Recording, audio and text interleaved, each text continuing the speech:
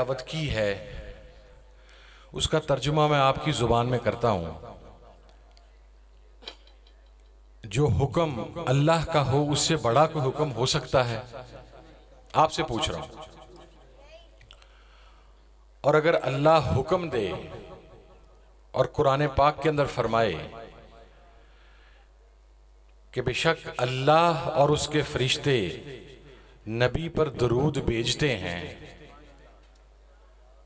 ए ईमान वालो तुम भी नबी पर दरूद और सलाम भेजो जिस तरह सलाम भेजने का हक है। इस आयत मुबारका का हुक्म यह है कि जब ये आपके सामने पढ़ी ही जाए तो आपके ऊपर दरूद पाक पढ़ना लाजिम है। मैंने पढ़ी, आप तमाम अहबाब खामोश रहे। देखिए, या रसूल अल्लाह कहने से, लब्बैक या रसूल अल्लाह का नारा लगाने से, मिलाद पाक मनाने से हम सुन्नी नहीं हो जाते। मेरी बातें शायद आपको सख्त लगेंगी, लेकिन हम सुन्नी नहीं हो जाते।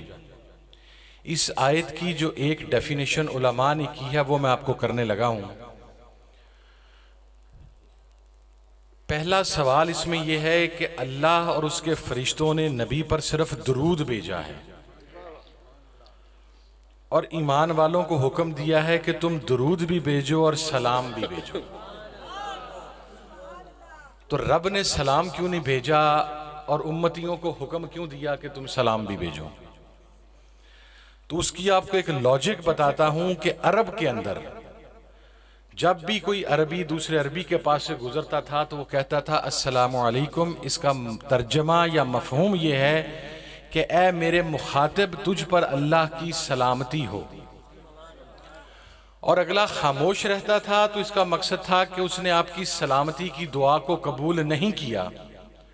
और अगर वो वालैकुमुस्सलाम व रहमतुल्लाहि व बरकातुहू कहता था तो फिर इसका मकसद ये होता कि ए मेरे मुखातिब, ए मुझ पर खुदा की रहमतों और खुदा का सलाम भेजने वाले, तुझ पर भी खुदा की रहमत और सलाम। तो चूंकि अल्लाह और उसके फरिश्तों से नबी पाक सल्लल्लाहु अलैहि वसल्लम की ज़ाते मुबारका महफूज हैं, कोई खतरा नहीं, तो रब ने सिर्फ दरूद भेजा। और फिर रब आलिमुल गैब का मालिक है, उसे पता था कि कुछ ऐसे लोग भी आएंगे जो कहेंगे कि हम उम्मती भी हैं। वो कलमा भी पढ़ेंगे, वो नमाज भी पढ़ेंगे, रोज़ा भी रखेंगे, हज भी करेंगे, ज़कात भी देंगे, इबादतें भी करेंगे, लेकिन वो नबी की ज़ात में ऐब तलाश करने की कोशिश करेंगे। तो जो शख्स इस आयत के बाद दरूद और सलाम भेजता है वो अल्लाह के नबी को अपनी जुबान देता है और अहद करता है कि अल्लाह के नबी, आप पर हम सलामती भेज रहे हैं, आपकी इज्जत हमारे शर से महफूज है। और इसकी अगली तारीफ यह है कि अल्लाह ने यह नहीं फरमाया ए मुसलमानों नबी पर दुरूद और सलाम भेजो, फरमाया ए ईमान वालों। तो अब तो अगर आपके अंदर ईमान मौजूद है तो फिर अब एक मर्तबा आपने हाथ भी उठाया है।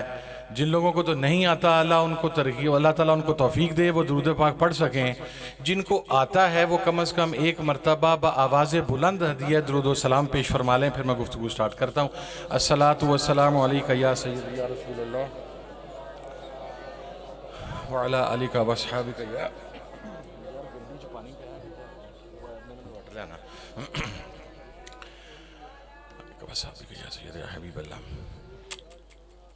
हम आकाए दो जहां बाइसे तख्लीक कायनात महबूब खुदा सरवर कौनैन हज़रत मोहम्मद मुस्तफ़ा सल्लल्लाहु अलैहि वसल्लम के कमालात व फ़ज़ाइल बयान करने लगें तो पूरी रुए अर्ज़ के तमाम इंसान चरिंद परिंद मिल भी जाएं तो हम फ़ज़ाइल व कमालात बयान नहीं कर सकते।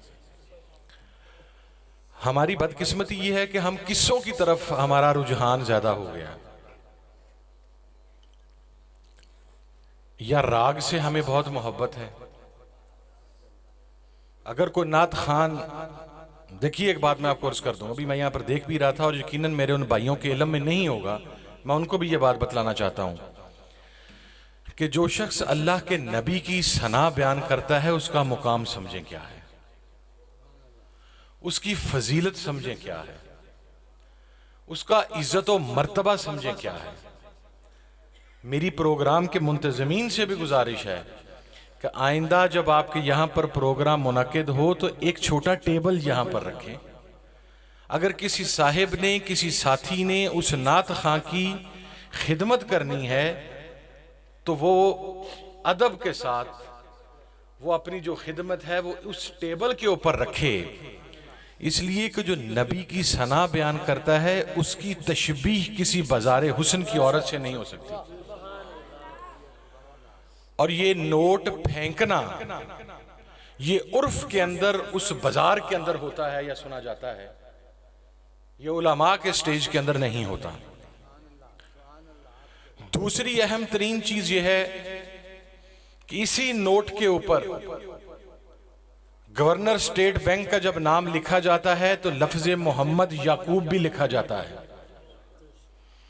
जब आप नोट फेंकते हैं, और ये मैं यकीनन मेरे इन साथियों के चूंकि इल्मी मसला है, इल्म में नहीं होगा, मैं इनके इल्म में लाना चाहता हूं, आपके इल्म में लाना चाहता हूं कि हम तौहीन रिसालत की बात करते हैं। उलमा से पूछिए कि तौहीन की दो अकसाम है, एक तौहीन बिल फेल है, एक तौहीन बिल लिसान है। जुबान की तौहीन में तो इंसान तौबा और रजू करके ये मौक़िफ़ इख्तियार कर सकता है कि मेरी जुबान स्लिप हो गई, लेकिन जो अपने अमल के साथ और फेल के साथ तौहीन करता है उसमें यह रजू का इख्तियार भी नहीं होता। तो जब मोहम्मद याकूब का नोट यहां पर होगा उस पर लिखा हुआ, और जब हजारों की तादाद में नोट फेंके जाते हैं तो हमारे अहले सुन्नत के स्टेजों पर यही होता है कि रश की वजह से उन नोटों के ऊपर पैर आ रहा होता है। तो क्या वो तौहीन रिसालत के जुमरे में नहीं आता? जब हम उस लिखे हुए नोट के ऊपर पैर रखते हैं, या तौहीन का ठेका हमने सिर्फ अपनी मर्जी के मुताबिक ही दूसरों पर लगाने का हक हासिल किया हुआ है। ये बातें आप में से बहुत सारे साथियों को पसंद भी नहीं आएंगी।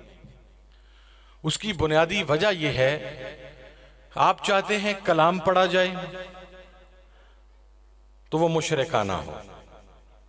हमारे यहां कलाम का तायुन करने के अंदर भी एहतियात नहीं बरती जाती। हम जब फजाइलो कमालात बयान करना शुरू करते हैं, जब हम हजरत सैयदना सिद्दीक़ अकबर की फजीलत में कलाम पढ़ते हैं तो उस हद पर चले जाते हैं जहां पर पकड़ आती है, और जब हम मौला कायनात की फजीलत की तरफ जाते हैं तो भी हमारे अक्सर बाज नात खान और शायर अहबाब जो हैं वो उस हद तक चले जाते हैं जो शिर्क के जुमरे में आता है। हमें हुक्म है बैलेंस रखने का, यह है अकीदा अहले सुन्नत। और मैं आपको एक बात अर्ज करूं, हमारा मजमा जो आज से पहले हजारों में और लाखों में होता था, आज वो कम इसलिए हो गया कि अगर आप मिलाद की, आप उर्स की, आप 11वीं शरीफ की, आप कोई रूहानी महफिल रखें, आप महफिल नात रखें, और आप किसी आलिम को बुलाएं, किसी शेखुल हदीस को बुलाएं, किसी मुहद्दिस को बुलाएं, किसी मुफ्ती को बुलाएं, तो गांव के अहबाब भी बाहर निकल के उस मजलिस, उस महफिल के अंदर शरीक नहीं होते। लेकिन एक ऐसा नात खां खुद साख्ता जो हिंदुस्तानी गानों के वजन के ऊपर कलाम पढ़ता हो, जो पंजाबी ठप्पों और माइयों के वजन के ऊपर कलाम पढ़ता हो, उसको अगर आपने बुलाया हो तो आलिम की खिदमत, एक शेखुल हदीस की खिदमत, एक मुफ्ती की खिदमत आप 10,000 भी नहीं करेंगे,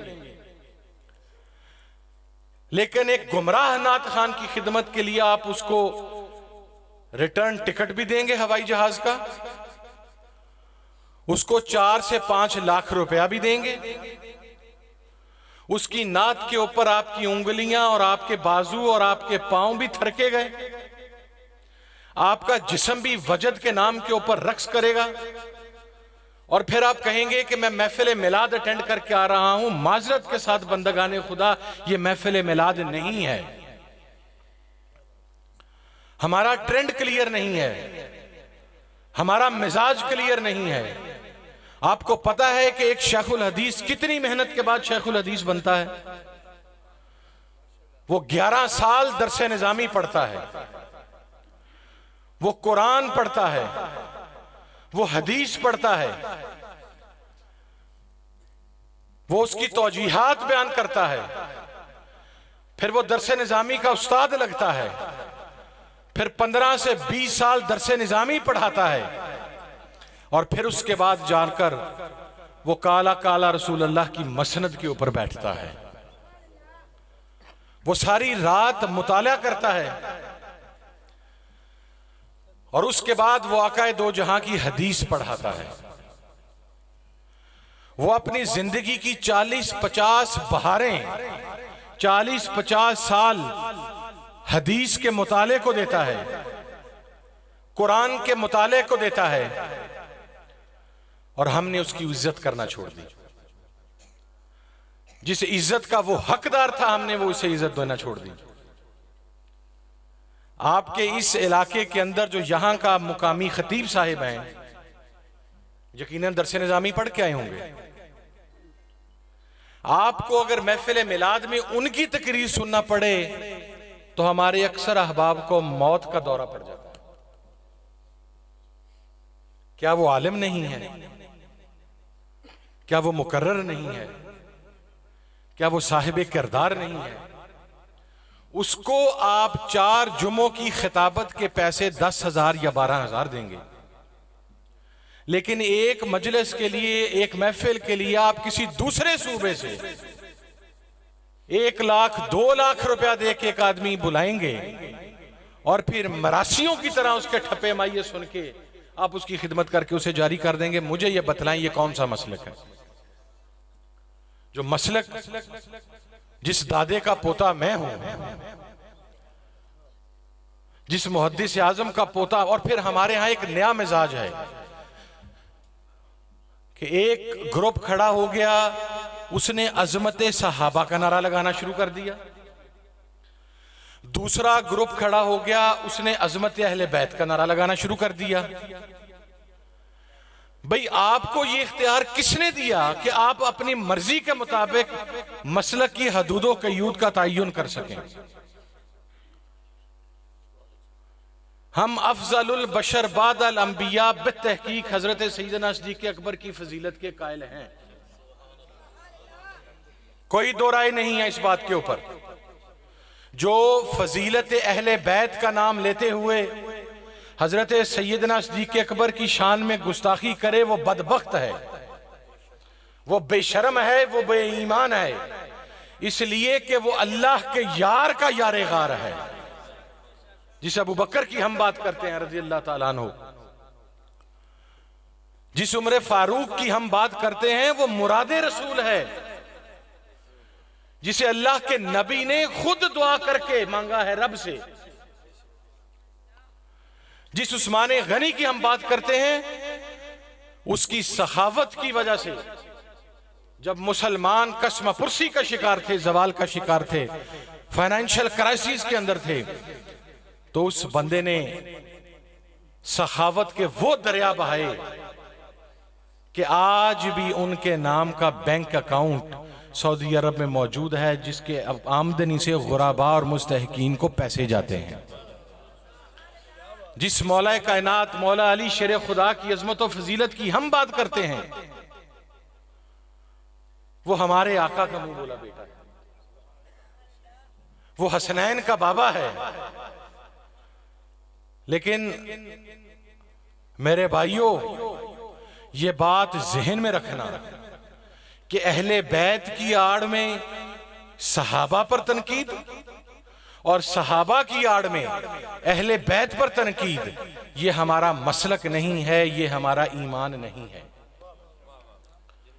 देखें, यहां पर कुछ वो हैं जो एक की मुखालफत करते हैं, कुछ वो हैं जो दूसरे की मुखालफत करते हैं, कुछ वो हैं जो सिर्फ एक को मानते हैं, सबका इनकार करते हैं। अरे हम तो वो हैं जो अल्लाह के नबी से लेकर उसके तमाम सहाबा को मानते हैं।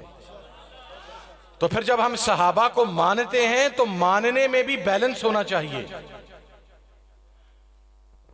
मानने में भी हमने उस पैमाने को तर्क नहीं करना। और फिर एक और मिजाज है, मैंने आपसे पहले कहा मेरी बातें आपको सख्त लगेंगी।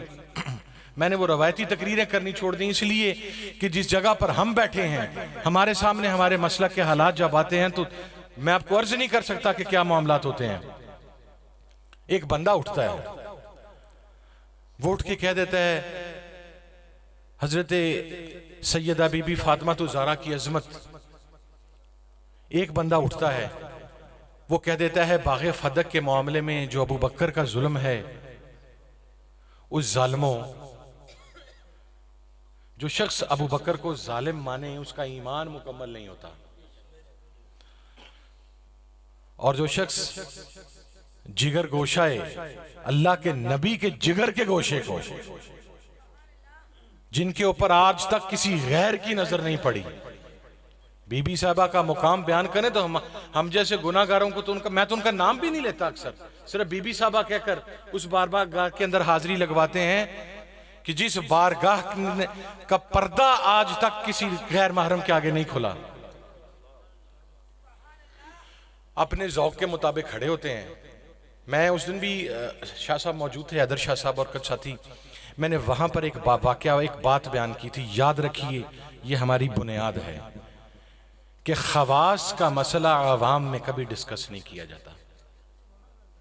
उसकी बुनियादी वजह है, खता को ही ले लें, यहां पर लोगों को खता का मफहूम नहीं पता तो खता इज्तिहादी कौन समझेगा?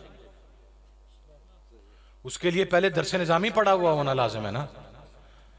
आप भी इस रवैये की हौसला शिकनी करें कि एक आदमी आकर एक शख्सियत की फजीलत बयान करते हुए दूसरे का रद्द कर दे या दूसरे का इनकार कर दे। इसका आप इस ये जो रवायत हमारे यहां पड़ रही है, इसको तोड़ें।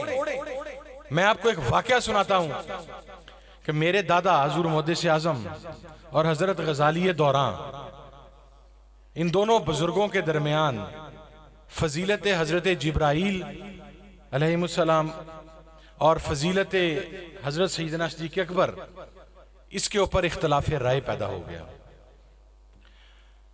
अब जिस तरह आज हो रहा है, आप में से अक्सर लोगों को यह मसला भी इल्म नहीं होगा। यह है किरदार एक आलिम का जो मैं आपके सामने बयान करने लगा हूं इख्तिसार के साथ। लाहौर में जामिया हिज़्बुल अनाफ के अंदर उलमा अहले सुन्नत का, बड़े बुजुर्ग अकाबरीन का बहुत बहुत बड़े नाम उस वक्त हयात थे, उनका एक इकट्ठ हुआ। दादाजी ने भी अपने दलाइल दिए और हजूर गजाली ज़मां ने भी अपने दलाइल दिए।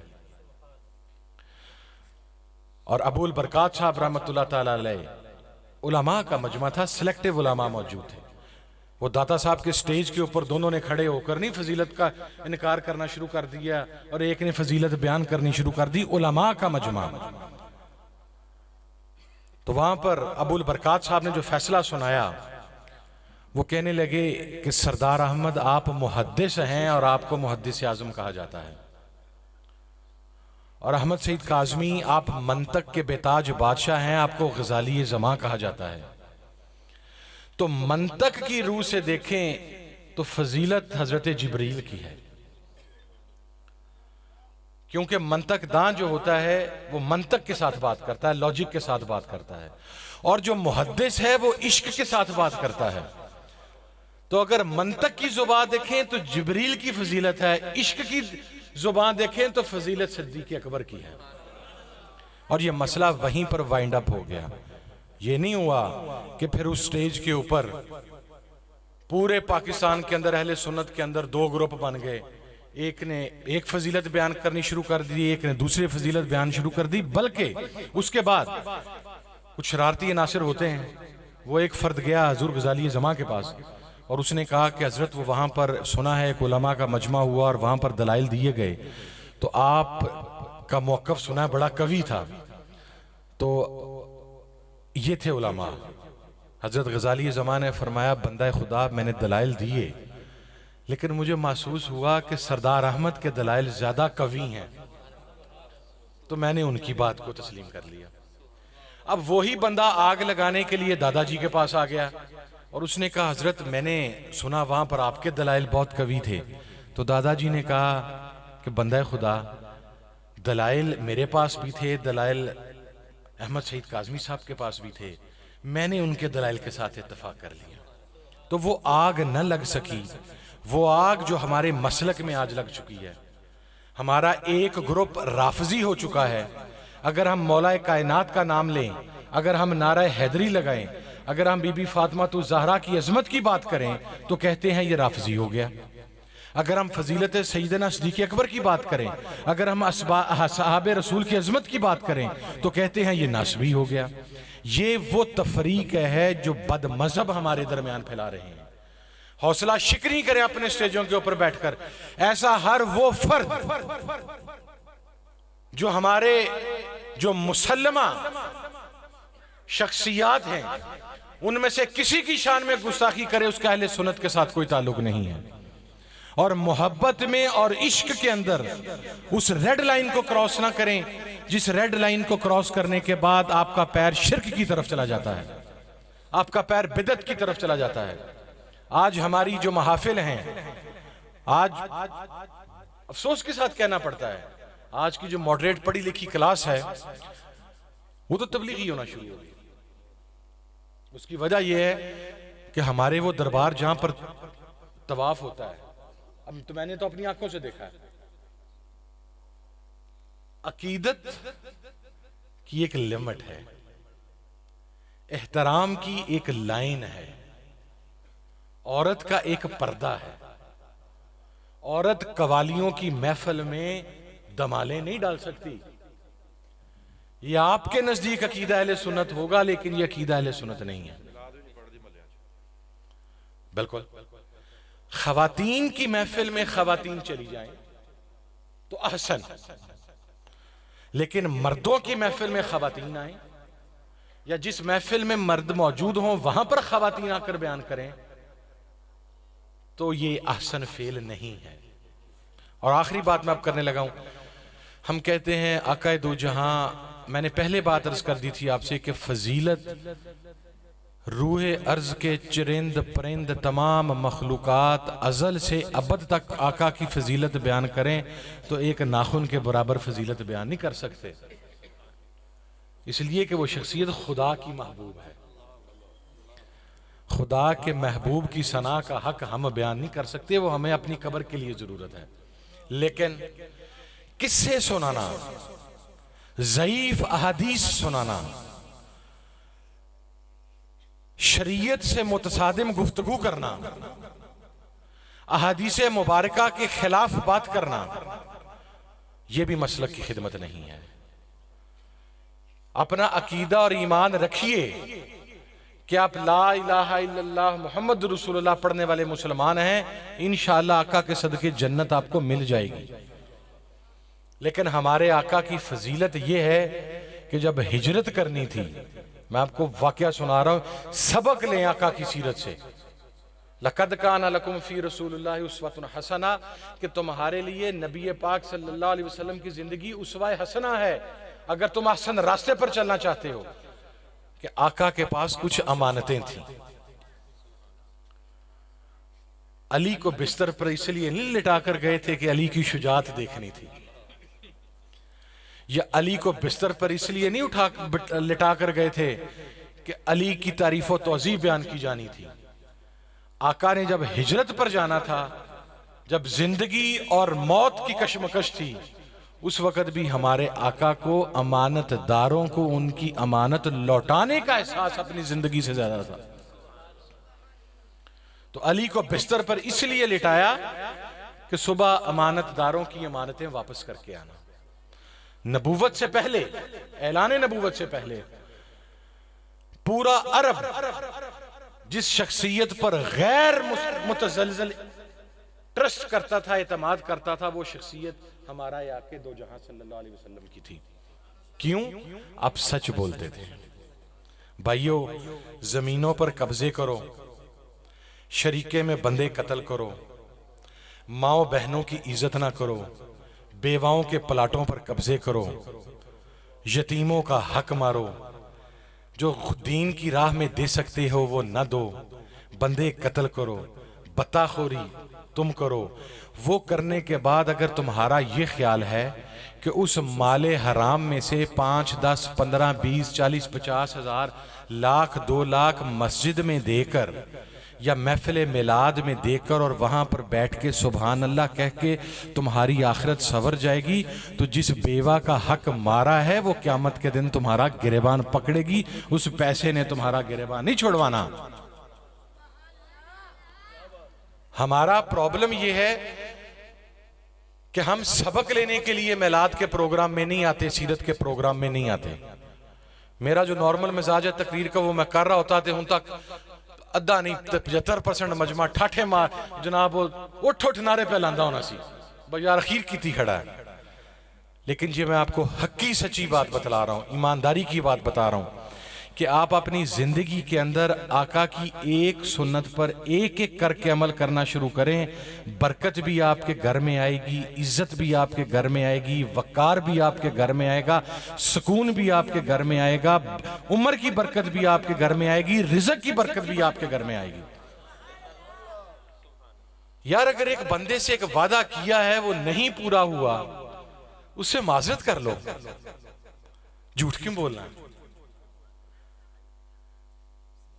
एक आदमी फौत हो जाता है, हमारे यहाँ केसेस सामने आते हैं, मैं सियासत में मेरे पास आए खड़े होते हैं, भाई के पास पंचायतें 24 घंटे ही खड़ी होती हैं कि मर्द फौत हो गया तो रिश्तेदारों ने उसकी प्रॉपर्टी पर कब्जा कर लिया। मेरा सवाल यह है कि कितनी प्रॉपर्टी कब्र में लेके जानी? प्लाट ले जाओगे, कोठी ले जाओगे, जमीन ले जाओगे, औलाद ले जाओगे, पैसा ले जाओगे, गरूर ले जाओगे, तकब्बुर ले जाओगे, कोई चीज नहीं लेके जाओगे। कब्र में जाना है तो तुम्हारे साथ तुम्हारा ईमान और तुम्हारे आमाल जाने हैं। अगर मैं ये आपको ईमानदारी की बात बतला रहा हूं, अगर आप कोशिश करें कि किसी बेवा की मदद करें, लेकिन फिर मदद ऐसे करें कि ये ना होवे पूरे पिंड नूं पता लगदा पिया होवे या पूरे महल्ले नूं पता लगदा पिया होवे, आपके साथ वाले हाथ को भी खबर ना हो। किसी बेवा की मदद करें, किसी यतीम की कफालत करें। अगर आपके हिस्से में 10 एकड़ जमीन है और आपके भाई ने 11 एकड़ पे ले ली है, 1 एकड़ इजाफी ले लिया है, तो अल्लाह वास्ते 1 एकड़ छोड़ दें। आप छोड़कर देखें और फिर रब की तरफ से होने वाली बरकत देखिएगा। लेकिन अगर आप उसके ऊपर कत्ल करना शुरू कर देंगे तो बड़ी बड़ी कत्लों की दुश्मनियों का एंड 40-40, 50-50 बंदे मरवा के फिर टेबल पे बैठ के जब नस्लें खत्म हो गई हैं तो सुलह पर ही हुआ है। तो पहले किसी का हक ही क्यों मारो, पहले जुल्म ही क्यों करो। एक सलूक के साथ रहें, एक मोहब्बत के साथ रहें। मैं तकरीबन 8 साल में इंग्लैंड में पढ़ा हूं।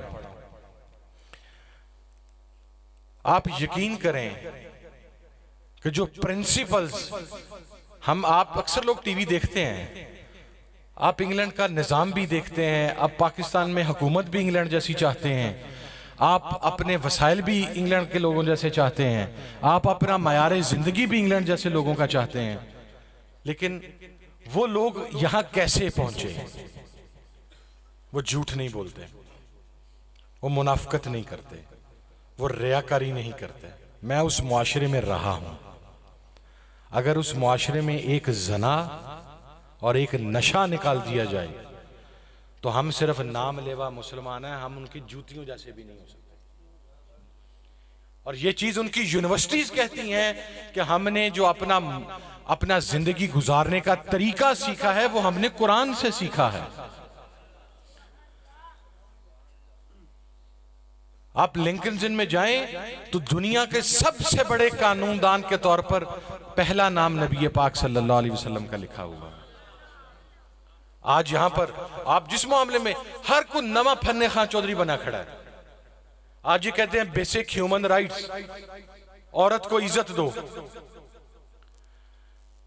अच्छा भी मेरी दुआ है कि जो तुहाडे को इज्जत नहीं तो रब आपको आज से 1400-1450 साल के पहले जमाने में ले जाए, जहां पर काफिर या वो मुआशरा औरत को पैदा होते ही जमीन में दफना देता था। विरासत या हिस्सा देना तो बहुत दूर की बात है। ये तो वेस्ट तस्लीम करता है कि औरत को इज्जत दी, औरत को विरासत दी, औरत को वकार दिया, औरत को मुकाम दिया, तो हमारे आका दो जहां और हमारे मजहब इस्लाम ने दिया। आज वही औरत है जो कुफर के मुआशरे में 6 मर्दों के साथ जिस्मानी ताल्लुकात कायम कर ले तो उसके सगे बहन और भाई को फर्क नहीं पड़ता।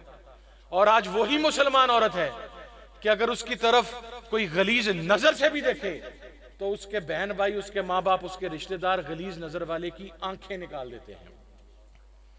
औरत को इससे बढ़कर और क्या इज्जत चाहिए, इससे बढ़कर और क्या वकार चाहिए कि जिसे हिस्सा नहीं मिलता था, जिसे नाम नहीं मिलता था, जिसे जिंदा रहने का हक नहीं मिलता था, वो हमारे मजहब ने दिया, वो हमारे नबी ने दिया।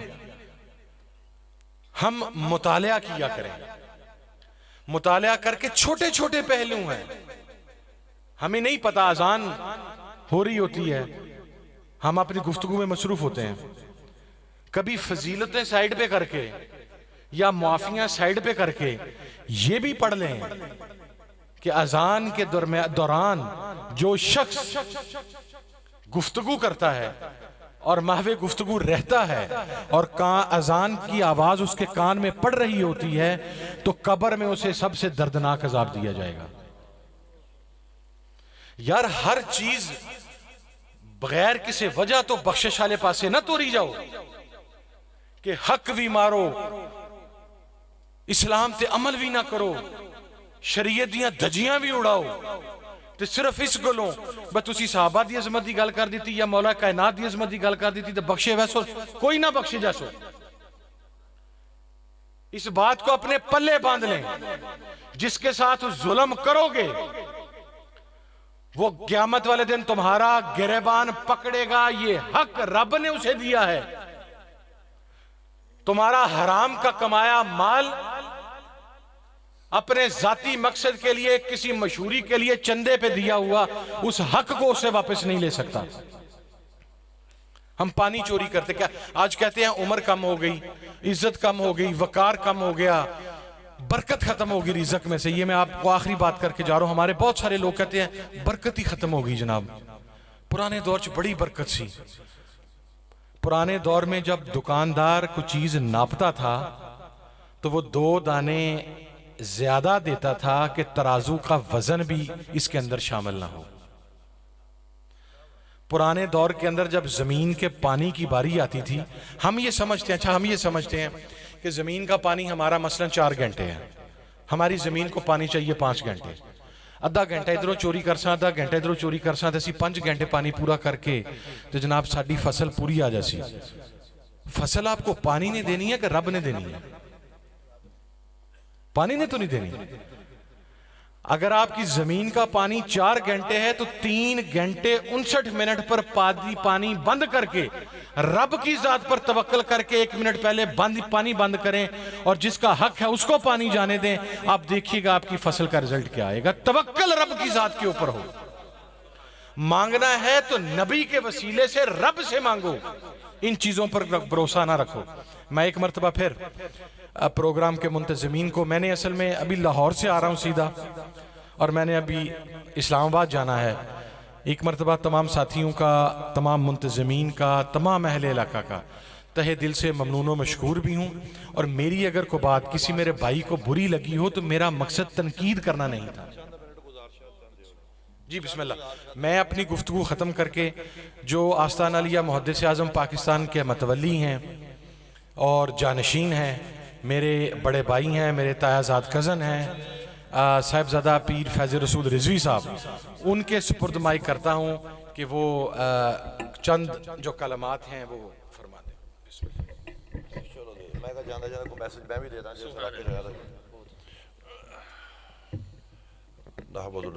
रसूल करीम अम्मा बाद फ़ाऊज़ु बिल्लाहि मिनश शैतानिर रजीम बिस्मिल्लाहिर रहमानिर रहीम वस्सलातु वस्सलामु अला सय्यिदिल सय्यदी हबीबिल्लाह। अभी कुछ तकरीर हो रही थी तो हामिद भाई से मैंने ही बात की थी, ये चंद चीज़ें जो हैं जो आपने नॉमिनेट करी तो उन्होंने माशाल्लाह बड़ी मुख्तसर और बड़ी जामे बातें की हैं। बात यह है कि मैं इसलिए आज गुफ्तगू आपसे कर रहा हूँ। मेरा ख्याल चिड़ियोड़ का अगर कोई प्रोग्राम में लेता भी नहीं हूँ, कुछ दोस्त कहें तो मैं आता भी, हालांकि अदारा मैंने यहाँ बनाया हुआ है जामे मुबारक से ज़्यादा बनाया इसलिए था कि मैं यहाँ पे इंडस्ट्री चला रहा था तो मैंने कहा यार यहाँ पे अहले सुन्नत का इदारा नहीं है तो कोई अदारा कायम करना चाहिए बगैर चंदे। तो मेरा अपना एक ईमान है, इंडस्ट्री भी मैंने जब सेल किया तो मैं बैंक से लोन का कायल नहीं हूँ। तो अभी बामद साहब भाई बात कर रहे थे हलाल खाएं हराम खाएं, तो मैं ये कहता हूँ दाढ़ी भी हमारा जोर है, लबादे भी हमारा जोर है, हर चीज़ जोर है। कभी हमारे उलमा ने ये पूछा है, मेरे दोस्त हैं सारे मियाँ साहबान यार भी हैं भाई वाली भी हमारे साथ, अरबों रुपए का हम लोन लेते हैं सूद पे, वो सूद के पैसे हम मसीतों को भी देते हैं और पीरों को भी देते हैं, वो जायज़ है? दुआ में असर नहीं है, वो जायज़ नहीं है। इसलिए मैंने माइक पकड़ा था कि मिलाद मुस्तफ़ा जब हज़रत मुहद्दिस पाकिस्तान ने लाइलपुर भी फैसलाबाद में शुरू किया था, इस दफ़ा हमने जुलूस किया। जुलूस के अंदर जोर के टाइम हमने कहा 12:30 बजे जुलूस ख़त्म कर दें। किसी अल्लाह के बंदे के अंदर ये तौफीक नहीं हुई कि अजान हो गई है, फ़र्ज नमाज है, इसीलिए हमें दयावना मजाक करते हैं कि वो खड़े होकर नमाज तो फ़र्ज पढ़ लें। ये मिलाद मुस्तफ़ा ये तो नहीं मेरे आका सल्लल्लाहु अलैहि वसल्लम से खुशी का दिन, ये तो आका नहीं फरमाया कि फ़राइज़ छोड़ दें। तीसरी बात, आपके केक कटे, ये चिन्होड़ पे 2 केक आए, मैंने जवाब दे दिया उनको।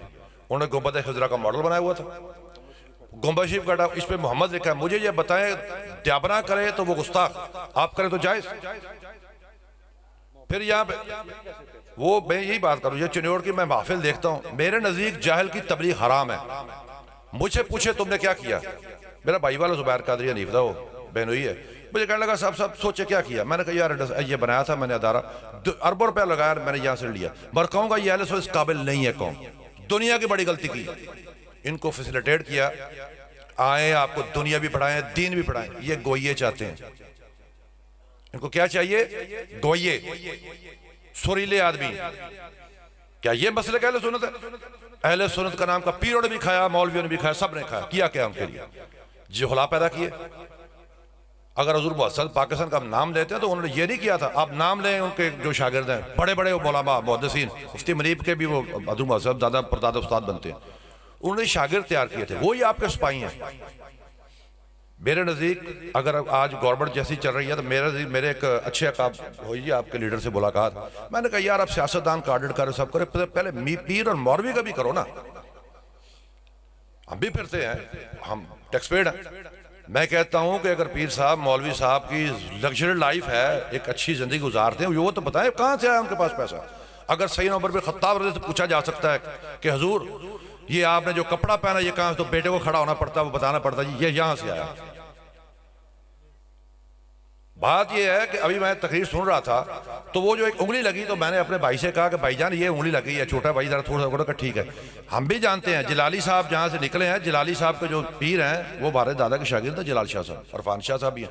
वो मुल्क के अंदर जंग लगी हुई है, तुम फिर आके उगड़ ला देना, असी जाहल तो नहीं, तुम बैठे हो गए, अस तो जाहल नहीं, जाहल होते अदारा से ना बढ़ाते।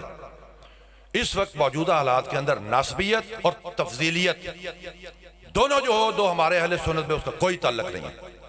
दोस्त है मेरे भी रुजय वाले सारे दोस्त हैं, पर हम कहते हैं तुम्हारा कीदा अपना हमारा अपना। ये हमने एक नया काम पकड़ा हुआ है। मुझे अच्छा अहले बैत की बात करें, हुजूर के कितने साहबजादे हैं पता है आपको? कितने साहबजादे शाह जी? जी इन्हें जो नाम पूछो किसी होंगे अहले बैत बड़े कहते हैं। तो सारे जिम्मेदार बैठे हो, पुत्र रू शरई लिहाज जो हिस्सा दोगे 2 हिस्से, 3 किन्ने दोगे 1 हिस्सा। आपके साहबजादे किन्ने ने? अहले बैत जो कट दो बनू लियाओ, दसो कितने अहले बैत? यार अकीदा तो ना दसो। कुछ कहते जी कबर कच्ची होनी चाहिए, नाल हुक्म है मकान भी कच्चा होना चाहिए, कोठी वड्डी ते कबर कच्ची, कोई दोहरा म्यार नहीं। इसकी वजह क्या है? इसकी मेन वजह बताओ, इल्म से आप लोग दूर हो चुके हैं, किताबों से आप लोग, ये आपने एक, मैं तो यही कहता हूँ ये दज्जाल यही है, ये एंड्रॉयड सेट जो है ना ये दज्जाल। वो अहमद साहब ने दुख रोया, जो बातें उन्होंने की है सच्ची की हैं। आपको चाहिए शोला ब्याह शीरी ब्याह, मुझे ये बताएं अगर आप तकरीर 16 पे शीरी कर चले गए 2 बजे तक रात जागे, हुक्म क्या है शरी? जल्दी सो। रात आप 2 बजे तक जागे, अगर कुछ लेके ही नहीं गए तो क्या फायदा रात जागने का? फराइज की अदायगी नहीं है हमारे अंदर। मेरे पास आते हैं, गति मेरे पास है, आस्थाने पे आते हैं मेरे पास, हुजूर पढ़ने के लिए कुछ, मैं पूछा नमाज पढ़ते हैं जी, होते कभी नहीं पढ़ी। वो भाई तो फर्ज नहीं पढ़िया। मैं हैरान है जेड़ा बंदा जोर पढ़ता रोटी किवें लभदी। हुक्म है भाई जब फ़राइज़ की अदायगी महफिल मिलाद हो रही है, सब कुछ हो रहा है, हमारे जुलूस में इस दफ़ा ये होता रहा है कि हमने मीटिंगों में भी कहा कि भाई जुलूस जो है उस वक्त हम रोक लेंगे थोड़ी देर। ऐसे ही असर भाई आप भी साथ थे। तो हुआ ये है कि जी जनाब हमारी बड़ी मस्जिद में बहुत बड़ा मजमा था, तो जुलूस वहीं पे आते सारे। हम नमाज जनाब 2 फ़र्ज़ जुम्मे के जनाब, वो पीछे से जनाब म्यूज़िक चल रहा है, गाने चल रहे हैं, कवालियाँ सब, वो मज़ामीर हैं। ये आप जो मज़ामीर आपने नात खानी महफिल में रखने शुरू किया, ये मज़ामीर है, ये मन है। दूसरी बात, जो तरीक़त जिसे कहते हैं ना, तरीक़त पीर तरीक़त फलां फलां, जिस तरीक़त से शरीयत निकल जाए वो तरीक़त नहीं है, ना मुसलमान नहीं है, मेरे नज़दीक वो चंगेज़ी है। ये आपने हमें आगे बैठा दिया एक स्टेज के ऊपर कुर्सी। और यार खानकाई निज़ाम तो प्रेस्टीज का ख्याल करता है, इज्जत नफ्स अपने बराबर बया करो, ऊपर नहीं बैठाओ। जो ऊपर बैठाना तो फिर वो बदलो बसला कि वारी आई खादम दी तो फड़े लगाम, तो वारी आई हजरत सैयदना उमर बिन खत्ताब रज़ियल्लाहु दी, हुण फड़न वो लगाम, तो या फिर वो बदलो। ये एडा शौक है ना प्रेस्टीज का सानू ख्याल करने का, फिर अपने फिर कारोबार शारोबार करो, फिर सरमायादारी रूटीन इख्तियार करो। ये फकीरी है। मैं इस बात नहीं कर सकता। बदकिस्मती इस वक्त ये है कि इस दफ़ा मैंने वो भाई साहब ने मैंने बातें करनी नहीं थी। मैं तो ये हैरान, मैं थोड़ा सा वो उसने मुझे भी थोड़ा सा टच कर दिया, तो मैंने कहा चल मैं भी आया हूँ, मैं बात कर लूँ। मैंने अदारा बनाया, मैंने देखा जो कोई ना दर पढ़ लो, नहीं पढ़ना। 2 साल के बाद वो कहेंगे हम खतीब पाकिस्तान, हम खतीब फरमा खुद तकरीर फरमाएंगे।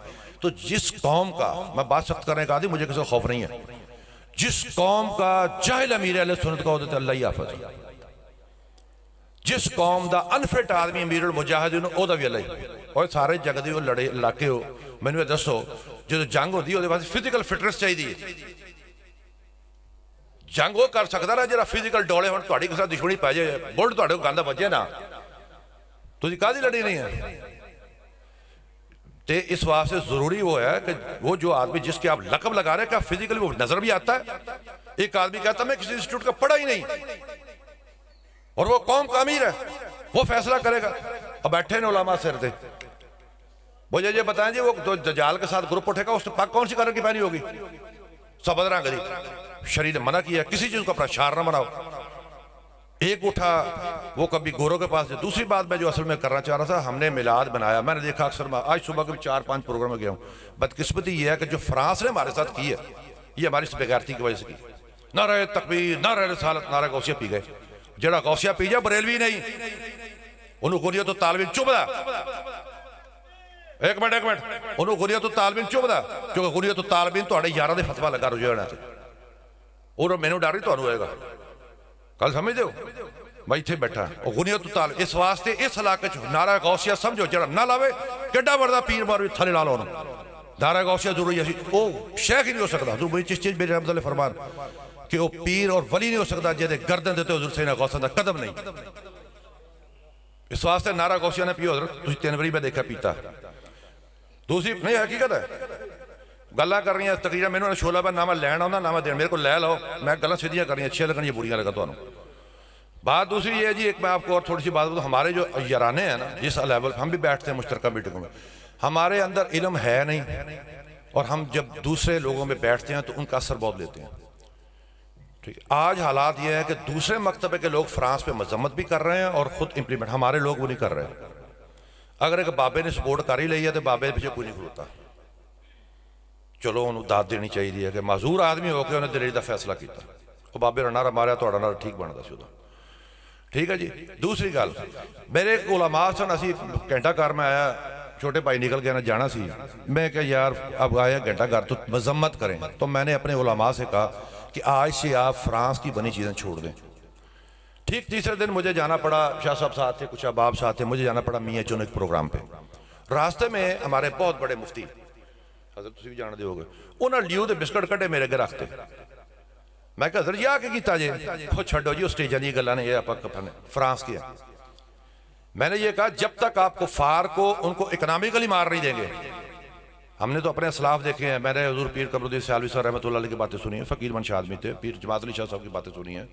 और यार असी उन्होंने काबल भी नहीं आए, कोई भी उन्होंने कैलिबर से नहीं है। वो अपने अकीदे और नजरिए के पुख्ता थे।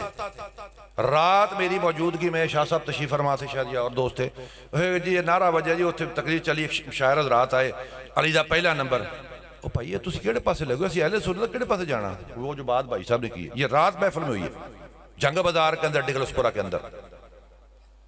नाम तफसीली हम में से है, नाम नासबियत को मानते हैं। अहले सुन्नत है, हम सीधे सीधे हम उसी तरह साहबा को मानते हैं। हम साहबा के भी गुलाम, अहले बैत के भी गुलाम, नौकर नहीं, गुलाम। वो गुलाम रहा होंगी, तुम समझ देना इलाके च रहिंदे हो। नौकरी तो रोज जड़ा बादी पैसे चार उधर चला जाता, असं गुलाम। तीसरी बात यह कि आपको चाहिए ये आज एक करारदाद पास करें, वो मसला पेश करेंगे फ्रांस के खिलाफ, ठीक है जी। अपना एक अहद करें कि आज के बाद फ्रांस की बनी कोई चीज़ हम नहीं लेंगे, और जब तक वो आएगा नहीं, 3-4 दफ़ा किया, खिलाफत के दौर से भी कर रहा है, ये परोज करारदाद सी आप पास।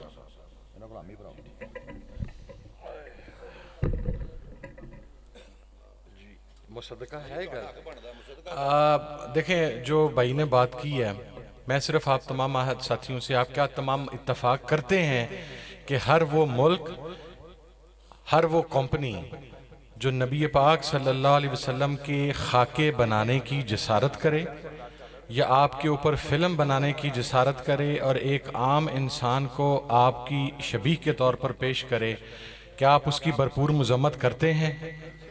क्या आप ऐसे तमाम लोगों का बायकाट करने के लिए तैयार हैं?